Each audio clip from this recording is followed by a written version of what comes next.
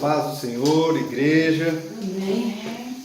Mais uma vez é um motivo de muita alegria poder estar aqui trazendo a palavra. E como já é do nosso feitio, do nosso costume, a nossa liturgia, vamos orar ao Espírito Santo antes de iniciarmos mais esse estudo, mais esta leitura da palavra. Amém? Meu Deus, meu Pai amado, em nome de Jesus Cristo, rogamos a Ti, meu Pai, a comunhão com o Espírito Santo neste momento, neste lugar. Que Ele esteja conosco, nos orientando, nos guiando, nos dando entendimento, auxiliando este que vai proferir a palavra e ajudando aqueles que a receberão, para que tudo, a palavra e a escuta, seja para a honra e glória de Jesus, que seja para a nossa edificação, que seja para a edificação da igreja, que seja para a produção de frutos para o reino da glória, o reino do nosso Senhor Jesus Cristo. Com muita alegria fazemos essa oração, com a certeza de que o nosso ajudador, o nosso consolador, é quem nos guiará neste momento. Te agradecemos, meu Deus, em nome de Jesus Cristo. Amém. Amém? Amém. Hoje, irmãos, estaremos encerrando o nosso estudo da primeira epístola de Pedro. Vamos finalizar a primeira epístola, então hoje eu vou estar lendo o capítulo 5, do versículo 5 ao 14. 1 Pedro, finalzinho da primeira epístola, 5, capítulo 5, versículo 5 a 14.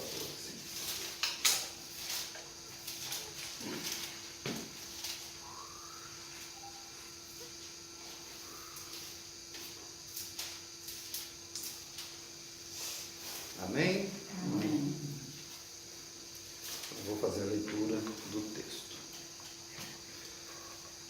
Rogo igualmente aos jovens, sede submissos aos que são mais velhos, outros sim no trato de uns com os outros, cingivos, todos de humildade, porque Deus resiste aos soberbos, contudo, aos humildes concede a sua graça. Humilhai-vos, portanto, sob a poderosa mão de Deus, para que Ele, em tempo oportuno, vos exalte, lançando sobre Ele toda a vossa ansiedade, porque Ele tem cuidado de vós. Sede sóbrios e vigilantes. O diabo, vosso adversário, anda em derredor, como um leão que ruge procurando alguém para devorar. Resisti-lhe firmes na fé, certo de que sofrimentos iguais aos vossos estão se cumprindo na vossa irmandade espalhada pelo mundo.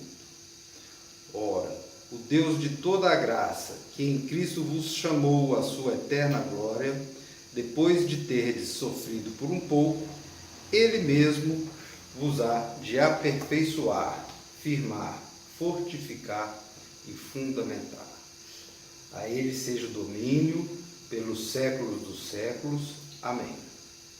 Por meio de Silvano, que para vós outros é fiel irmão, como também o considero, vos escrevo resumidamente, exortando e testificando de novo que esta é a genuína graça de Deus. Nela estai firmes. Aquele que se encontra em Babilônia, também eleita, vos saúda, como igualmente meu filho Marcos. Saudai-vos uns aos outros, com ósculo de amor, paz a todos vós que vos achais em Cristo. Amém? Amém?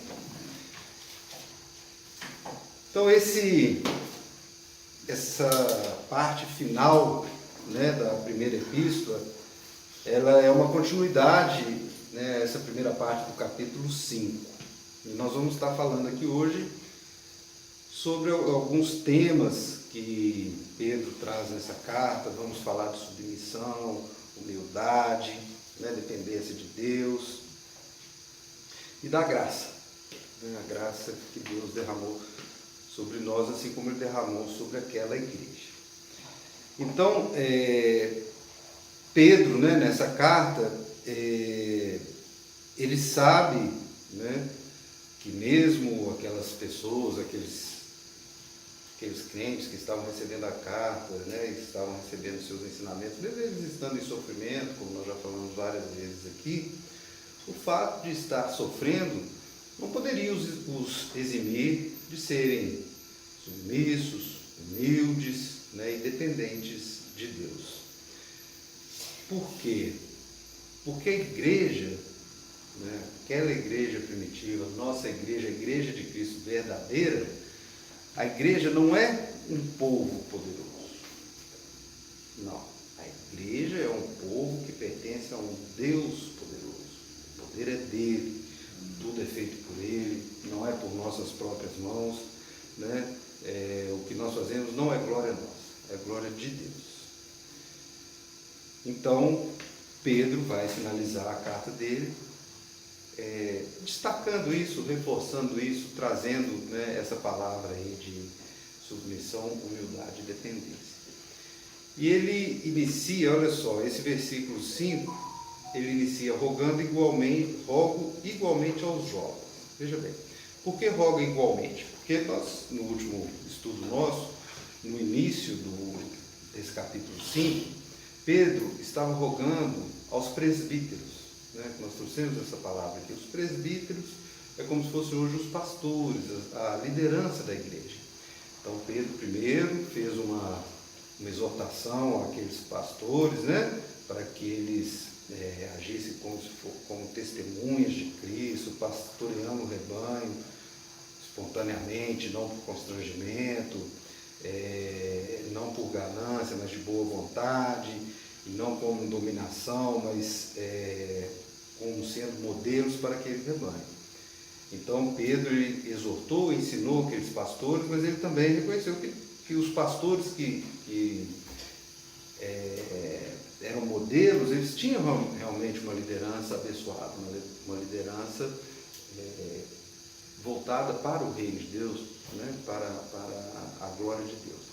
Então agora Pedro ele já inicia rogando aos jovens, né? Então ele já inicia, rogo igualmente aos jovens. Jovens aqui não necessariamente se refere à idade cronológica, mas jovem aqui pode ser também entendido como jovens de idade, mas também jovens na fé, talvez aquelas pessoas que tinham menos tempo na igreja, que tinham menos tempo na palavra, que tinham menos conhecimento, ou seja, um nível de maturidade espiritual menor se comparado com aqueles anciãos, aqueles presbíteros, aquelas pessoas que já estavam na igreja há mais tempo. Então, quando ele fala assim, rogo igualmente aos jovens, sede submissos aos que são mais velhos. Então, nem os jovens, nem os mais velhos, nós devemos entender como idade cronológica, mas sim de maturidade espiritual. Ou seja, vocês que são mais jovens, sejam submissos aos anciãos, aos mais velhos. E submissão aqui, entendimento da palavra submissão, é submissão no sentido de obediência, né? De obedecer mesmo, igual um jovem obedece ao professor, né? Igual um filho obedece ao pai. É nesse sentido de obediência, não é um sentido de submissão a qualquer custo. Por que não é uma submissão a qualquer custo? Porque Pedro já tinha dado, né, o exemplo, já tinha explicado quem eram os líderes verdadeiros. Eram aqueles que eram modelos para o rebanho, é o que está um pouquinho antes, aí no versículo 3 do capítulo 5, né, na parte final, tornando-vos modelos do rebanho. Então aqueles jovens, vendo naquele ancião, naquele senhor, ou naquela pessoa espiritualmente mais madura, um modelo verdadeiro de cristandade, de bondade, de boa vontade, né, de espontaneidade para o exercício ali do pastoreio, então que eles se submetessem, que eles fossem obedientes a essas pessoas. Então este é o primeiro conselho que Pedro dá, né, para ser submissa àqueles mais velhos. Outros sim, no trato de uns com os outros, cingi-vos todos de humildade. Então Pedro primeiro ele traz essa palavra de submissão e depois a palavra de humildade, né? Humildade, ele traz aqui ele não traz a relação de humildade só para os líderes, entre todos aqui, ó, no trato de uns com os outros, sejam humildes. Então vocês vão ser obedientes aos líderes, mas entre vocês, entre todos vocês vão ser humildes. Vocês vão ser não soberbos, não arrogantes, mas humildes, mansos, pacíficos, né? E é interessante que ele usa um termo que aquelas pessoas entendiam muito bem, quando ele fala assim, ó, cingi-vos todos de humildade. Por que Pedro usa essa expressão? Cingir é vestir, né? Cingir é vestir. E naquela época, os escravos, eles vestiam um avental amarrado, eles eram cingidos com um avental para distinguir livres de escravos. Quando se estivesse andando na rua, você via a pessoa com aquele avental, com aquela vestimenta, sabia que era escravo. Então, quando Pedro pede para cingir-vos de humildade, o que ele está dizendo aqui? Então, somos todos escravos, nós devemos ser humildes como os escravos. Por quê? Nós somos servos também, mas servos de Cristo. Então Pedro ele usa essa colocação metafórica aqui do cingir, não é nenhuma questão metafórica, ele nem usa a comparação, mas quando ele usa esse termo cingir-vos, né, vestir-se de humildade, a gente veste de roupa, mas quando ele manda vestir de humildade, então ele já está dando esse recado, vestir para que sejamos realmente humildes, né? Mas humildes, servos do Senhor Jesus.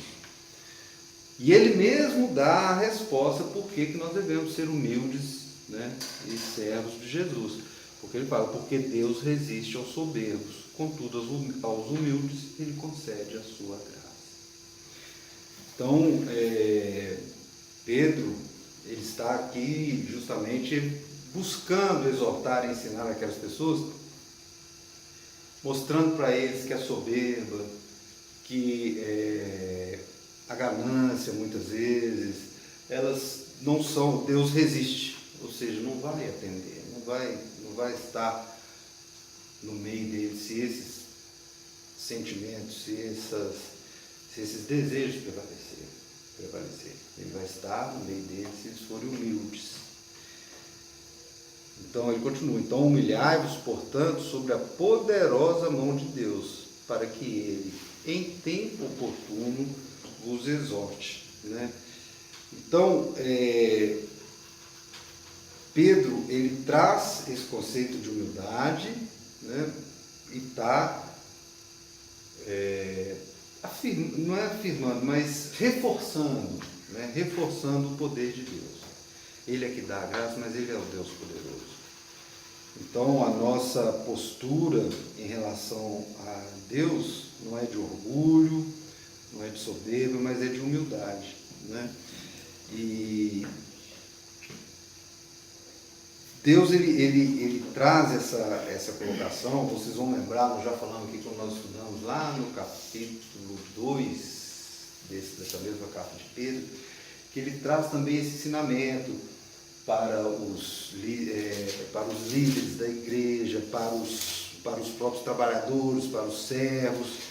Então Pedro ele vem trazendo todo esse contexto, né, de que os crentes, né, que é a vida exemplar cristã, a vida exemplar dos que prestam serviço a outrem, a vida exemplar para com as autoridades, entre os casados, entre marido e mulher, entre eles, né, no amor fraternal. E agora ele traz que também essa humildade, que essa vida exemplar seja perante Deus através dessa submissão, através dessa humilhação, né?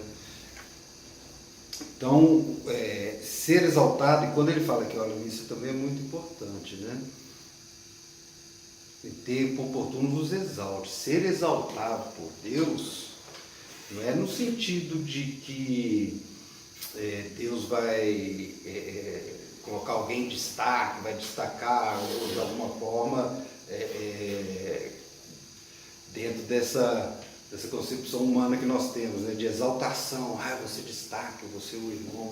Não, a exaltação de Deus é dar aquilo que é o necessário, é dar o livramento em muitas questões, em muitas situações de dificuldade, ou mesmo exaltação através da salvação, né? Então essa é a exaltação que a gente tem ao sermos servos de Deus, servos de Jesus. É uma humildade, e a gente não está falando aqui de humildade com relação à vida material, à questão de bens, isso aí é fruto do trabalho de cada um, fruto da vida de cada um. Não. Aqui é a humildade espiritual. Tudo espiritual.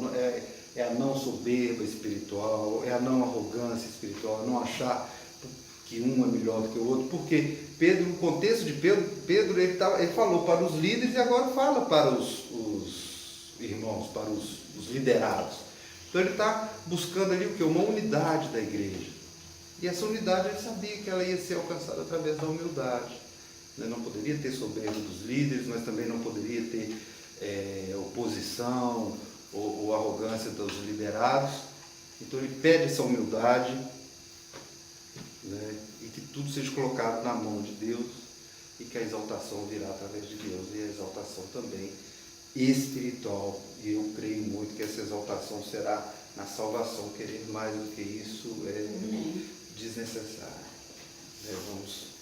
Vamos viver na graça, de acordo com a vontade de Deus, mas que sejamos exaltados na salvação quando Cristo voltar. E Pedro continua, no versículo 7, ele fala de uma outra questão importante, interessante, quando ele fala assim, lançando sobre ele toda a vossa ansiedade, porque ele tem cuidado de vós. Então, se a gente imaginar, né, a gente sempre tem que voltar nesse contexto, que era o contexto que eles estavam vivendo. Eles estavam sendo perseguidos. Eles estavam sendo perseguidos. Então, imagina a gente hoje, com um nível, às vezes, de perseguição infinitamente menor, mas às vezes uma perseguição no trabalho, ou na escola, ou na vizinhança, essas questões, né, humanas relacionadas ao relacionamento humano. E que isso pode resultar numa discussão, numa zombaria, ou qualquer situação nesse sentido. E aí, você, diante de uma situação dessa, normalmente acontecem dois caminhos. Ou você vai revidar do mesmo jeito, né? Você é agredido, você vai revidar a agressão, você é xingado, você vai xingar de volta, aquele toma lá da cá, que Pedro já tinha falado que não era o caminho, né? Lá atrás ele falou que não era assim para ninguém agir, quando eu já falei aqui, quando ele ensina sobre os deveres cristãos, ele reforça muito isso. Então, o outro caminho, já que você não vai revidar, você não vai pagar na mesma moeda, isso pode gerar ansiedade. Normalmente gera ansiedade, né? Quando você sofre perseguição, quando você está numa situação difícil, né? Quando você não tem aquilo que precisa ou que deseja sendo atendido, ou quando os relacionamentos não estão bem, isso vai gerar uma ansiedade. E Pedro sabia muito bem do que ele estava falando. Ele devia estar percebendo que existiam muitos ali ansiosos, com medo, né, do que estava acontecendo. E a pessoa, quando ela está cometida de ansiedade, ela tem muita dificuldade em organizar o pensamento. Então ela já fica pensando muito no passado, projeta demais no futuro, esquece o presente, e aquilo ali vai virando uma espiral e vai trazendo situações e que aquela pessoa não consegue mais concentrar, direcionar seu pensamento, ela já não consegue e muitas vezes discernir o que é melhor para ela. Então não tenho certeza que Pedro, né, com todo o dom do Espírito, ele estava percebendo aquilo que estava acontecendo. Então, ele vendo aquilo, todas aquelas situações que poderiam estar acontecendo, ele dá um único conselho: lançai sobre ele, sobre Deus, sobre Jesus, toda essa ansiedade. Lançar. Lançar aqui é um ato único, é lançar nele, é dependência total, é buscar nele, reconhecer nele que só ele é capaz de lidar com aquilo que aquelas pessoas estão vivendo. E só ele também é capaz de lidar com aquilo que nós estamos vivendo hoje, né? E isso não tem outro jeito, esse lançamento, esse ato único só é possível através da fé. É a fé verdadeira.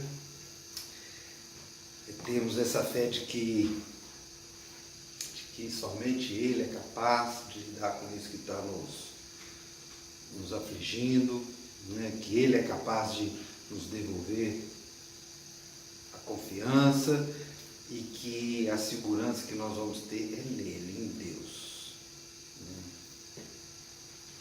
E a ansiedade, ela, diante desse turbilhão de emoções, de sentimentos, ela pode começar a se traduzir, a aparecer na falta de fé, na incredulidade, na dúvida, porque a mente ansiosa, ela fica o tempo todo pensando, e uma mente que pensa o tempo todo, traz esses tipos de questionamento.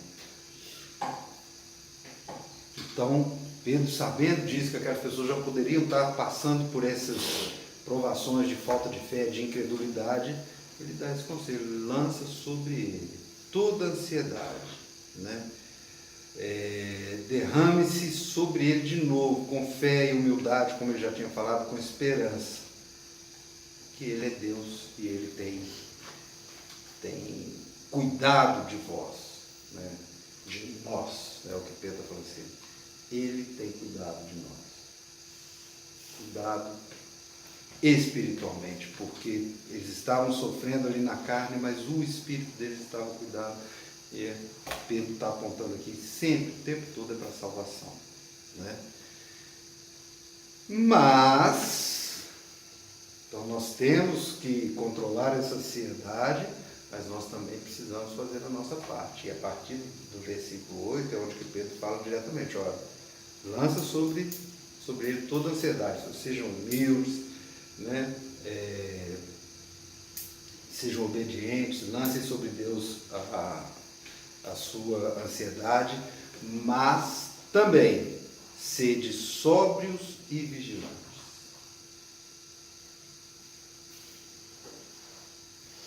Controle-se, estejam alertas. Por quê? Porque o diabo, vosso adversário, anda em derredor como um leão que ruge procurando alguém para devorar. Pedro, ele traz aqui o diabo na figura de um leão, de uma fera, né? Aquelas pessoas daquela época, elas tinham essa... Hoje não, hoje a gente só vê leão, se a gente for lá para a África, num safari ou num zoológico, mas eles, naquela região deles lá, o medo dessas feras, ele era natural, né? Nós estamos falando de um tempo muito antigo em que esses medos naturais, eles existiam. Então Pedro usa essa figura do leão porque eles andavam sóbrios e vigilantes, eles tinham que estar atentos o tempo todo para não serem atacados, né? Principalmente que todas as viagens eram a pé, os caminhos e tal. Eles tinham que ter essa vigilância, essa sobriedade. Pedro aqui, ele traz essa disciplina com relação ao diabo, e nós precisamos, né, ter um entendimento muito correto sobre a questão espiritual, a questão do mal espiritual. Muitas vezes a gente coloca tudo culpa no diabo. Eu fiz e aconteceu, o diabo aqui, o diabo me tentou. O mundo espiritual ele existe, e no mundo espiritual existe o bem e o mal. Da mesma forma que o diabo ele tenta, ele fica ao derredor, como a palavra traz, também nós temos, através de Jesus, a nossa proteção, né? Mas o crente, nós, né, enfrentamos muitas dificuldades em dois pontos. A parte das enfermidades, acho que isso é questão da vida, as dificuldades da vida, dificuldade de saúde, financeira, isso é a nossa experiência, isso é a nossa vivência, isso é o nosso existir. Agora, espiritualmente, nós enfrentamos o pecado, e esse aí Deus disciplina a gente com as consequências do nosso pecado. Todo pecado traz consequências, e através dessa consequência nós vamos ser disciplinados. É sempre assim, bobagem a gente achar que um pecado cometido por aquele que tem o conhecimento de Jesus e busca a verdade, né, através de Jesus, esse pecado vai ter consequência. E várias passagens da Bíblia nos ensinam isso, né, quando muitas vezes a gente vê um injusto prosperando, uma pessoa que é má prosperando, mas por quê? Ela não buscou a Deus, ela não é um filho de Deus amado, ela não se entregou verdadeiramente ao Filho do Deus vivo aqui na terra, então ela pode prosperar aqui, ela pode se dar bem, vamos dizer assim, aqui na terra, porque ela já está na vida por vir, ela já está perdida. Mas nós que tivemos a graça de conhecer a verdade, de conhecer a Jesus, e quando eventualmente nós pecamos, nós vamos ser disciplinados, e essa disciplina é através da consequência dos nossos pecados. Agora, já com relação ao diabo, que é do mundo espiritual, esse nós precisamos ser como Pedro ensina, ser sóbrio e vigilante. E como que nós vamos ser sóbrios e vigilantes no mundo espiritual? Eu vou trazer duas passagens para nos ajudar nessa sobriedade espiritual, para resistir ao diabo. A primeira é uma passagem muito conhecida, que está lá em Efésios 6, que é vestirmos com a armadura de Deus. Cadê Efésios 6? 4, 6. A armadura de Deus. Porque é a mesma tradução. Aqui ele fala, ó, resistir, né? E lá em Efésios também usa revestir, né? Aqui, ó. Revestir com a armadura para resistir no dia mau. Esse dia mau é resistir justamente ao mal. Então, olha lá, que a nossa luta não Efésios 6, a partir do versículo 11. Revestir-vos de toda a armadura de Deus, para poderes ficar firmes contra as ciladas do diabo. Então, da mesma forma que Pedro está falando aqui, né, que o diabo ele anda ao derredor e está querendo devorar, é a mesma coisa de cilada, né? Então, tanto Pedro quanto Paulo eles estão aqui com a mesma convergência de ensinamento espiritual. Porque a nossa luta não é contra o sangue e a carne, sim contra os principados e potestades, contra os dominadores deste mundo tenebroso, contra as forças espirituais do mal nas regiões celestes. Gente, quem não crê que existe o mal espiritual, não passa poucas e boas nesse mundo carnal, não. Portanto, tomai toda a armadura de Deus, para que possais resistir. Aqui, ó. Pedro também está mandando a gente resistir, Paulo também. Resistir no dia mal, depois de ter vencido tudo, permanecer inabalados. Vencer tudo por quê? Porque nós vencemos tudo ao conhecer Jesus, ao aceitar Jesus e ter Ele como nosso Senhor. Então nós vamos cingir com a verdade, vestindo da couraça da justiça. Olha só, calçai os pés com a preparação do Evangelho, o escudo da fé, e o capacete da salvação e a espada do Espírito, que é a palavra de Deus. Então, a vigilância é essa. É sermos justos, verdadeiros, humildes, como Pedro acabou de ensinar. Estarmos no Evangelho, buscando o Evangelho, com fé e crendo na salvação e no Espírito de Deus. Aqui nós estamos resistindo ao diabo. Esse é o ensinamento de Paulo, em consonância com Pedro. Mas nós podemos também buscar o ensinamento do próprio Senhor Jesus. Então, na passagem que a gente sempre ressalta como uma das passagens mais importantes, lá o Sermão do Monte, quando Jesus nos ensina a oração, a oração do Pai Nosso, a oração que ele nos ensina, ele fala: não os deixeis cair em tentação, mas livra-nos do mal. Então Jesus está ensinando que nós devemos orar pedindo para ficarmos livres do mal.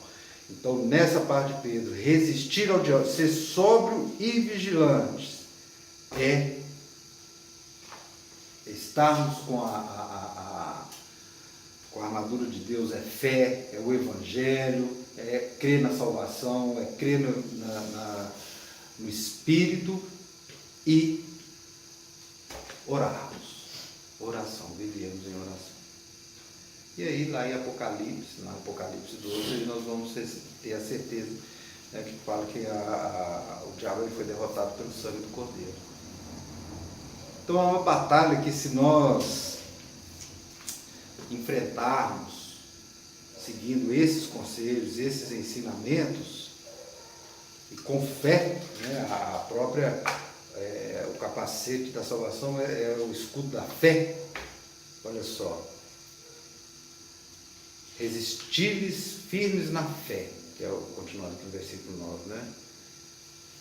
Resistir-lhes firme na fé, certo de que sofrimentos iguais aos vossos estão se cumprindo da vossa irmandade espalhada pelo mundo todo, mas o Deus de toda a graça, que em Cristo vos chamou, depois de terdes sofrido por um pouco, Ele mesmo vos há de aperfeiçoar, firmar, fortificar e fundamentar. Amém? Então nós temos que ter fé. E aqui Pedro, quando ele fala que certos de que sofrimento iguais vossos irmãos também estão passando, então essa comunhão com os irmãos, né? Esse testemunho é saber que outros também estão lutando, também estão sofrendo, e um fortalecendo ao outro, né? Dependendo da graça de Deus, é Ele que vai nos dar a vitória, vai nos aperfeiçoar, vai nos dar força, vai nos dar firmeza espiritual, ou seja, vai nos dar a salvação. A Ele seja o domínio pelos séculos dos séculos. Amém. A Ele, o poder é dele, nós não somos nada. Nós temos é que pedir, nós temos é que fazer a nossa parte é ter fé, é orar. É fé e oração. Porque cingir com a armadura de Deus é através da fé. E é através da fé que nós vamos orar, e através da oração nós vamos pedir para ficar livre do mal. E assim o diabo que anda ao derredor querendo nos devorar vai ser derrotado. Vai ser derrotado. Ou seja, aqui Pedro está nos ensinando que nós temos os meios, nós temos as armas, nós temos caminho para resistir ao diabo no mundo espiritual. E é através da fé e da oração, é assim que nós vamos caminhando. Né? Porque, como aqui ele finaliza, ele fala para o Silvano, mas ele exorta. Ele fala: olha, tudo que eu escrevi, exortando e testificando, ou seja, eu estou chamando a atenção porque eu sou testemunha, eu sei o que eu estou falando, eu não estou falando por falar, eu sou testemunha dele. Esta é a genuína graça de Deus, nela estáis firmes. A genuína graça de Deus é o Evangelho. A genuína graça de Deus é ter nos dado o seu único Filho, Jesus Cristo, para a nossa salvação. Então vamos ser humildes, vamos ter fé, vamos orar, vamos resistir ao diabo, que a vitória é a nossa salvação. E é nessa salvação que vai acontecer isso que Pedro nos ensina. Ele vai nos aperfeiçoar, firmar, fortificar e fundamentar espiritualmente. E essa é a nossa vitória. Essa é a derrota do diabo. Esse é o nosso caminho. É isso que nós estamos buscando. Então o poder está nas mãos de Deus. Ele governa soberanamente. Ele está no controle. E é por Ele e através dele que nós teremos a vitória. E essa vitória vai ser uma vitória espiritual. Com muita fé e muita oração em nome de Jesus. Amém? Glória a Deus.